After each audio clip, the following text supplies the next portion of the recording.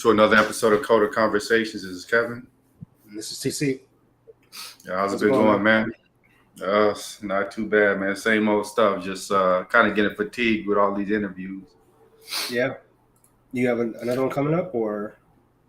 Yeah, kind of like I guess maybe the last round of this other one. Mm-hmm. But yeah, I've been going through quite a few of them. Getting to the last round, they kind of tell me like, oh yeah, we're going in another direction. It gets it's annoying, but it's part. I guess it's just part of the process. Are you asking for feedback? Because you might be doing something between all these interviews that you're not realizing. Do you ask for feedback?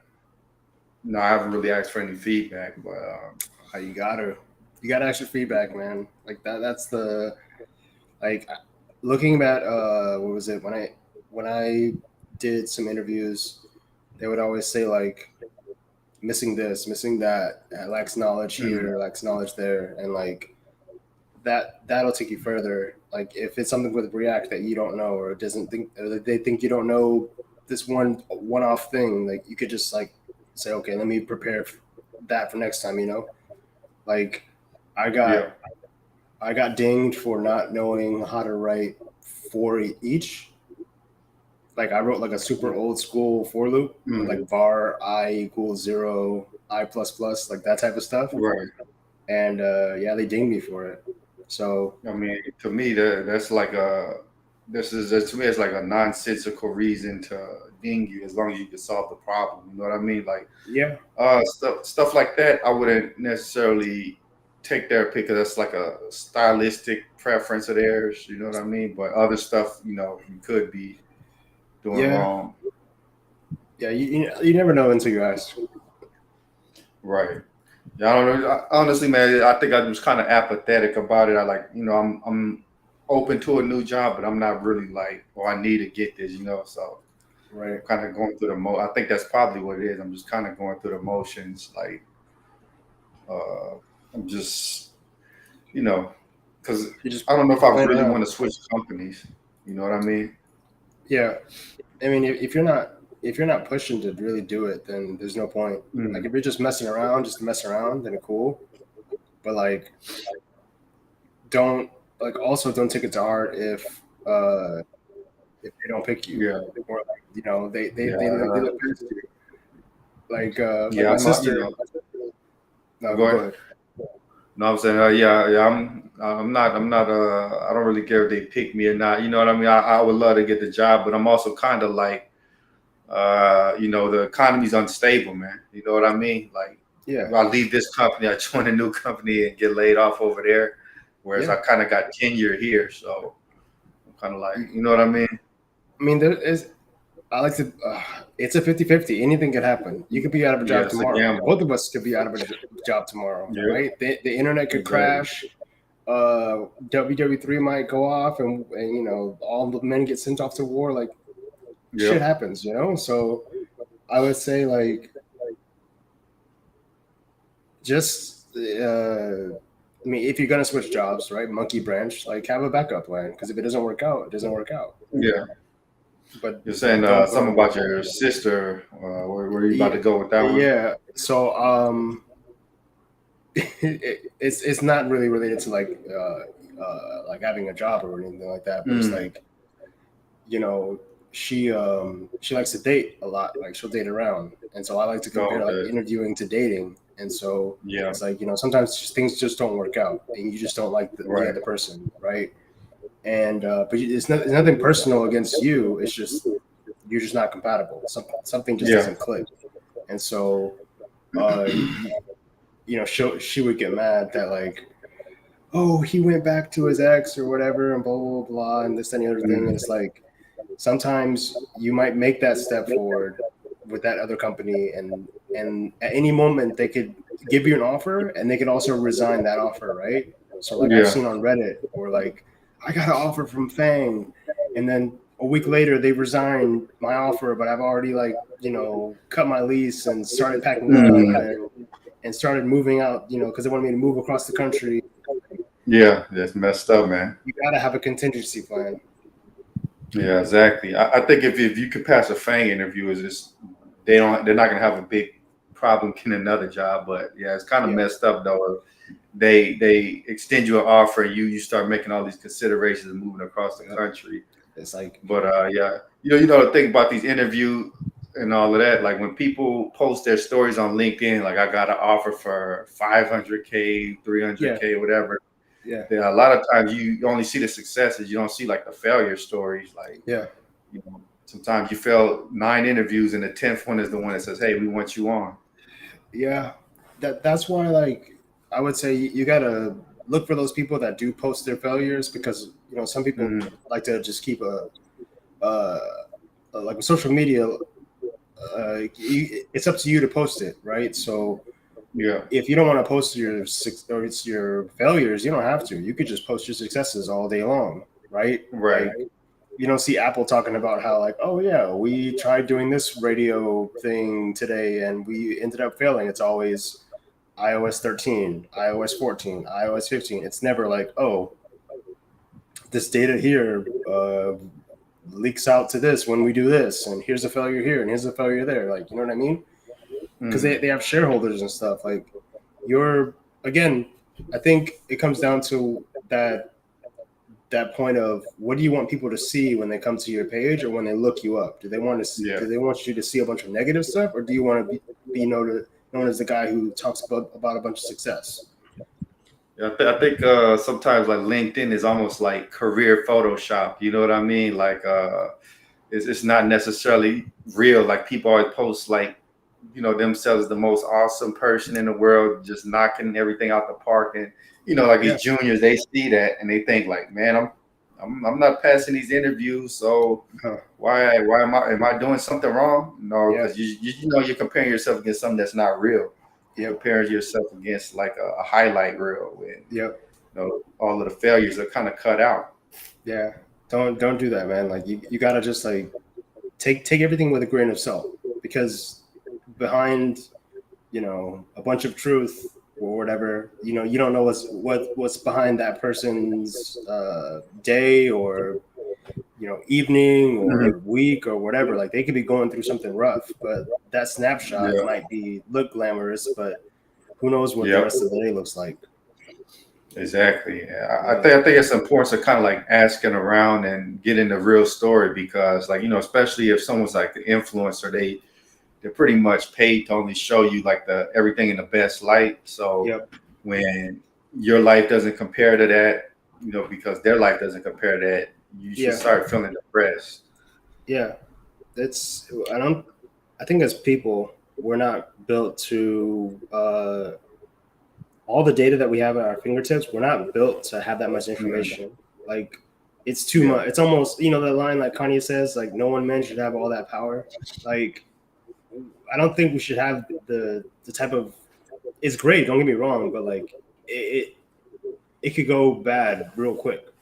You know, you could start looking up a bunch of influencers, comparing your life to theirs, getting depressed and down, and then you try to chase that dragon of like, okay, I want to live that lifestyle. I want to move to LA. I want to party all day. I want to have fun and you know, and be surround myself with all these influencers and stuff. And it leads you down a path that's like not fulfilling. Yeah, it's not real, and you know you're gonna crash out because you know you can't party and spend all your money and move to an expensive city before you go bankrupt or whatever. You know what I mean? Exactly. And you know, so like bringing it back to like these tech posts online and stuff. What was it? I've met some developers that when they grind LeetCode, it's not like, oh, let me do a LeetCode problem here, let me do a LeetCode problem there. It's like 8 hours a day, like all day. I'm gonna do LeetCode problems until I speak ones and zeros, you know. And it's like, wow, okay, that's what it takes. That's the grind that it takes. Like, okay, like, am I built for that? I don't know. Yeah, I think that's the reality, man. Sometimes we gotta figure out, like, you know, I'll never be 7 feet tall, so I'm not gonna ever be like a center in the NBA. Like, are you built for, you know, what it takes to get into this or that company? I think I'm fine not ever being in a FANG. Like, I kind of really don't care. Like, could I study LeetCode 8 hours a day? Probably. Do I want to? Nah, I don't think it's worth it to me. Yeah, no, it's not. Like I like my afternoons. I like my evenings. I like my Mhm. weekends. Yep. More power to you. It's just not for me. Man, I think it's something else that's interesting, man. You got to kind of find like what's good for you, that level you're content at, because you can always start trying to reach for more and more and more and more. But Right, is that making you happier? right.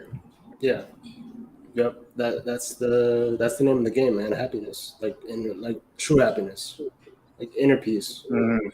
Like I'm speaking from a position of like when I first got into this game. Like you get a paycheck, you get a salary, and you don't know what to do with it, right? So you buy all the shoes and upgrade your PC and just do all this crazy Yeah, stuff, and you're just wilding out. And so uh, once I got to a certain point and I had all yeah, of the stuff that I thought that I wanted, I yeah. just Oh yeah. hit this like dead end, and it was like, okay, Hmm. well now what? Yeah, that's what's interesting. Is like our minds kind of like acclimate, and it just no matter what you buy, like sooner or later the new smell wears off, and it's just like Hmm. it doesn't give you joy anymore like it once did. Yep, like all those people that ran out and got the 30 series of those Nvidia cards, and now Yeah, Nvidia's talking about, oh, we got the 4 series around the corner. It's like, how? yeah, How do you have that around the exactly. corner? No one has silicon chips. Are you hoarding all the silicon chips? Like, how does this work? Yeah, I don't think you're gonna be able to get one of those cars, man. Not for like unless you're willing to pay some obscene amount. And I don't need it. yeah, like well, what are you gonna use it for? You know what I mean? Yeah, I don't need it. I don't need it. Yeah, once when you start making money, man, it's easy to start just dumping it down the drain, buying stuff that you think you want, like Yeah, uh, like a fancy car. yeah. Sometimes I drive, man. I'm in a Elantra, like a 12-year-old Elantra, and I'm just Mhm. side by side with a like a Porsche or something. Mhm. They can't go any faster than me because there's like 10 cars ahead of us. So like, You're just like, why? Yeah. Okay. It's yeah, nice. It's nice to look at. Yeah. exactly. So Yeah, man. yeah, honestly, save your money. You know what I mean? Don't go crazy spending. Save your money. Like you'll feel a lot better looking at your bank account and seeing like tens of thousands of dollars versus Yeah. wasting it trying to It, compete with somebody. especially when problems come up, like, Oh because yeah, you never know when things are gonna just like turn sour or go south. Like you man. and to have that security, be like, you know what, I got it. Yeah. Hey, Joe Biden, he's talking about there's going to be a food shortage, and now on the news you hear about what's that, the Baby formula. baby Yeah. formula shortage everywhere. Yeah. That's crazy. Like I it's like don't. the I don't most know. random thing. Like what's Yeah. causing that? I don't know. I don't know. I haven't looked into it. I've only heard it on the radio, but it's like, dang, I can't imagine Hmm. what that must But feel like. imagine if that was a water shortage, a food shortage, actual food shortage. Yeah, that's gonna be tough. Yeah, man. I'm starting to try to stock up, man. You gotta just be prepared for any situation, like you mentioned Of earlier. course. Yeah, it's better to be prepared and to try and set up a rainy day fund than to not have Yeah, one. man. What do you think about the whole cryptocurrency thing? Like it just kind of blew up out of nowhere. It yeah blew up slash it's going down the drain fast. I think that Yeah, I think it's a case of if you were in it when it first jumped off, you were good. Like yeah, like if you believed in this like way back when it's like infancy, you're set, right? Those are the only oh people yeah. who are really set. But the people who have ran out and done like reverse mortgages on their homes and like No, took it man. I out feel like sorry for loans them. and stuff, and like there's some people I read on Reddit the other day where some guy, I think he took out his savings, like his and like he invested like $450,000 into some cryptocurrency and it's not paying off. Yeah, you're losing his savings, losing his home, and all of that stuff. Like people are like, honestly, man, a lot of the economy is just like a pyramid scheme. Like you mentioned, you get in early, you hype it up. You know, people after you, they pay some obscene amount for it, and then you Yep. get out. You know what I mean? While it's hot. That's where I kind of feel like the real estate market is right now. Like, how did housing prices double out of the $250,000 house turn into a $500,000 house in Yeah. 1 year? You know, Yeah. so I'm not sure. I haven't you don't kept want up to with be it. left. You don't want to be left holding the bag, man. Yeah. Yeah, man. Yeah. Did you hear about what was it? Apple's what was it? Allowing people to increase subscription prices. Yeah, I think I seen the article on it, but is the key point behind that they can do it without notifying you? Yeah. Or Yep. yeah, that's I don't know how that's gonna work. I can see a major backlash behind that. Yeah. It's Like, like can they just say like you subscribe for like $10? Can they just kick it up to 15 without you just see 15 on your bill, or how does that work? yeah. So like for an annual subscription, it says developers can still raise the price by 50%, but can't raise it to more than $50 without requiring an opt-in. So, for Mm, example, like if a subscription is $60 a year, the developer could raise it to 90, and it would auto renew without me having to opt in. If I have a monthly what? subscription of $15 and the developer wanted to raise it to 22, in theory you'd have to opt in. It's less than $50, 50% increase, but it's over the $5 cap. However, Apple's wording leaves things a bit unclear. What if there's an app that costs $10 a year and goes up to $60 a year?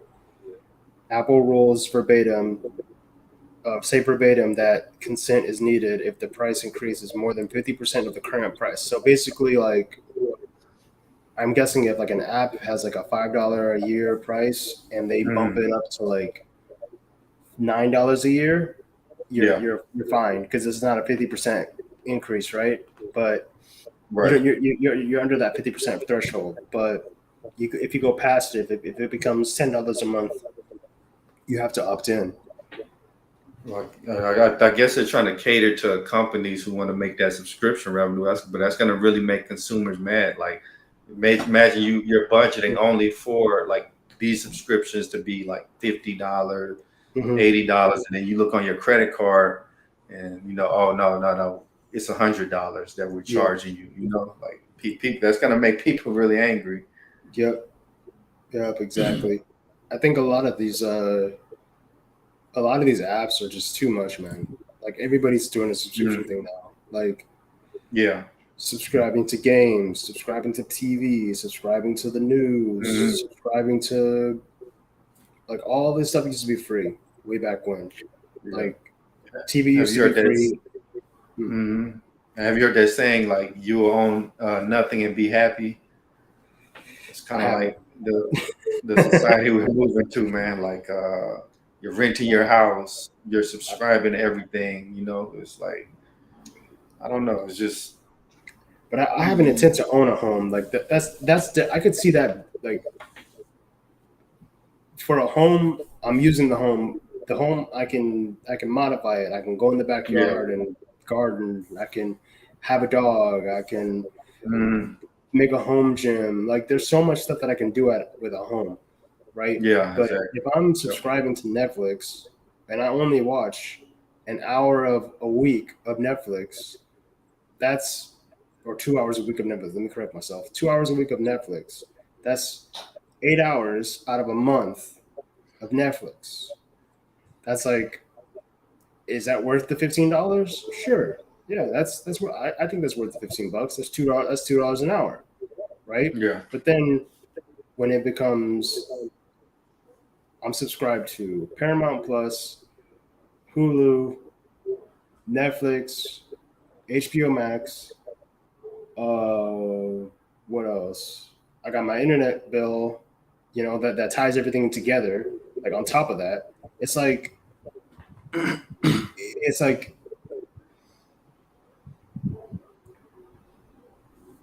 I have internet, and that's the baseline, and then everything else on top of that gets charged. It's just a surcharge on top of my internet plan. I mean, yeah, realistically, man, you can only use one of those maybe one or two of those subscriptions at a time. So Yeah. it's like people are only gonna buy so many subscriptions. So with everybody trying to enter the subscription space, it's kind of like, these companies, they're gonna start cannibalizing each other because there's only so many people that are gonna watch this stuff, and Yep. you know what I mean. Yep. So like, how does all of these players enter the same space and they all make profit? I don't really see how that's going to be possible. They have to try and come up with the unique content to pull people in. Did you say like Netflix was coming up with something new, like Netflix is trying to Netflix is trying to get into live streaming. Yeah. And it's like, okay, how? Yeah, like, it seems like these companies, they're kind of getting to the point where like they're jumping into each other's territory. Like YouTube is copying TikTok. Netflix wants to jump into Twitch's space, or you know what I mean? Like how is the profits is going to start trying up after a while. To me, this seems kind of desperate because it's not really their playing field. Yeah. Like, could you see yourself subscribing to Netflix to tune into some kind of live stream there? No. When I think of live streaming, it's always YouTube or Twitch. Right. And I just don't see the point. Like Netflix to me is like way back when it was DVDs, rental services, and movies. Now it's okay, TV shows and movie. It's Blockbuster. Like you're Blockbuster. Like you shouldn't have to try and step outside of that realm and become something else that you're not. I can get it. I can get it if you were like Meta, right? Like, okay, Meta owns WhatsApp, they own Instagram, they own Facebook, they own like all this stuff underneath them. But if you're gonna come up with like Netflix for streaming, then don't try to integrate that into the app that you already have. It doesn't make sense. Right. Yeah, man. I kind of like with all these kind of moves I'm seeing, man. I think a lot of companies are kind of getting desperate to make profits. That's why I kind of see like the economy contracting a bit, like just some of these moves I'm seeing. So yeah, it's kind of making me wonder, man. Like like we talked about earlier. Maybe I just need to stay at the same company that I have tenure at, and don't get sidetracked by these huge salaries, because a lot of times if say they're paying you like $200K, they're probably going to cut you. Like if you're the new guy, like, oh, we need to save money here. Yeah. Yeah. I mean, what's the contingency plan if you were to hop? But for you, what's your contingency plan? If I get fired from the new job, I just have to interview some more and find another one. You know what I mean? Which that's not a great plan, but that's the risk I would take by jumping. Right. Okay. But yeah, man, I kind of think it's a good note to end on. What do you think? I think so. Yeah. All right. Yeah, we'll catch y'all next time. Peace. Peace.